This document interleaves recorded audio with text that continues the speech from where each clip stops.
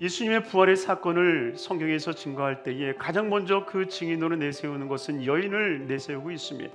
당시 1세기만 하더라도 여인들의 증인은 증거로 채택되지 않았던 시대라고 하는 것입니다. 그럼에도 불구하고 여인들의 말을 가장 먼저 부활의 소식을 전한 소식자로 기록하고 있는 이유는 무엇인지 아십니까? 바로 그것이 사실이기 때문에 그렇습니다. 그런데 왜 세상 사람들이 그 부활의 증거를 믿지 못합니까? 오늘 본문 4절과 5절 말씀입니다. 이를 인하여 근심할 때에 문득 찬란한 옷을 입은 두 사람이 곁에 섰는지라. 여자들이 두려워 얼굴을 땅에 대니 두 사람이 이르되 어찌하여 살아있는 자를 죽은 자 가운데서 찾느냐.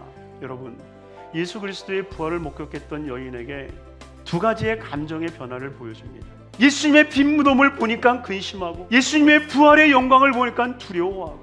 여러분, 이것이 인간이에요. 여러분, 우리가 예배를 드리는 것은 단순히 근심이 돼서 아니면 무서워서 예배를 드리는 삶이 돼서는 결단코 안 된다는 거예요. 우리는 정말 부활의 그 은혜를 입었기 때문에, 부활의 신앙이 있기 때문에 지금 나와 함께 하시는 예수님과 함께 거룩한 예배자로 나아가는 삶이 돼야 됩니다. 그런데 그때 그 천사들이 여인에게 뭐라고 얘기합니까? 살아있는 자를 죽은 자 가운데서 찾느냐. 여러분이 세상이 예수님을 발견하지 못하는 그 이유는 딱 한 가지예요. 우리의 시선이 무덤에 있는 한 결단코 그 무덤 속에서는 예수님을 발견할 수 없다는 거예요. 우리의 시선이 어디에 있어야 됩니까? 부활하여 우리와 함께 계시는 예수님을 봐야 돼요. 그러기에 천사들은 6절에 이렇게 말씀을 하시는 거예요.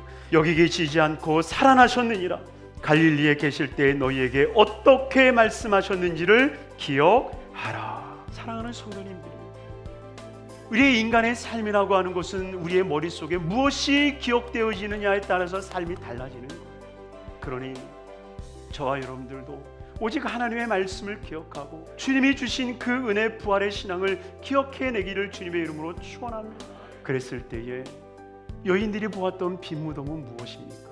죽음의 무덤이 아니라 천국을 향하여 열어놓으신 하나님의 축복의 문이 되는 거예요. 생명의 문이 되는 거예요.